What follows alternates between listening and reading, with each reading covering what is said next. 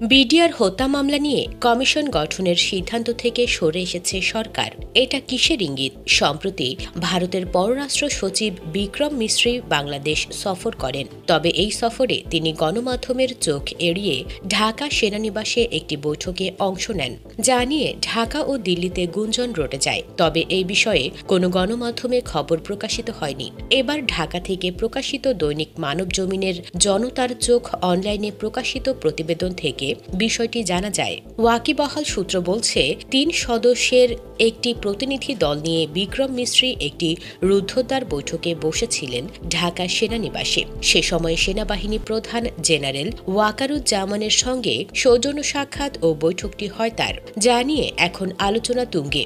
জানা যায়, গত ৯ ডিসেম্বর ঢাকা সফরে আসেন ভারতের পররাষ্ট্র সচিব বিক্রম মিশ্রি। এদিন ভোরে দিল্লি থেকে দেশটির বায়ুসেনার বিশেষ চপারে উড়ে এলেন তিনি। দিনের শুরুতে রাষ্ট্রীয় অতিথি ভবন পদ্মায় দুই পররাষ্ট্র সচিব একান্ত বৈঠকে বসলেন। ৪:০৫ যমুনায় ঢুকলেন। ড ইউনূসের সঙ্গে সৌজন্য সাক্ষাৎটি ব্যাপক মিডিয়া কভারেজ পেল দুপারে। কিন্তু এটা খুব রহস্য যে সন্ধ্যার আগে সরকারি সব কর্মসূচি শেষ করা দিল্লির বিদেশ সচিব বিক্রম মিশ্রি পরবর্তী ঘণ্টা কোথায় কি বৈঠক করলেন। বিশেষ করে সন্ধ্যা ৭:৩০ থেকে ৮:৩৫ পর্যন্ত এই ১ ঘণ্টা কোথায় ছিলেন তিনি, কার সঙ্গে দেখা করলেন তিনি ও তার দুজন সফর সঙ্গী। ওয়াকিবহাল সূত্র বলছে, ৩ সদস্যের একটি প্রতিনিধি দল নিয়ে বিক্রম মিশ্রি একটি রুদ্ধদ্বার বৈঠকে বসেছিলেন ঢাকা সেনানিবাসে। সেনাবাহিনী প্রধান জেনারেল ওয়াকারুজ্জামানের সঙ্গে সৌজন্য সাক্ষাৎ কাম বৈঠকটি হয় তার। সেই বৈঠকে কি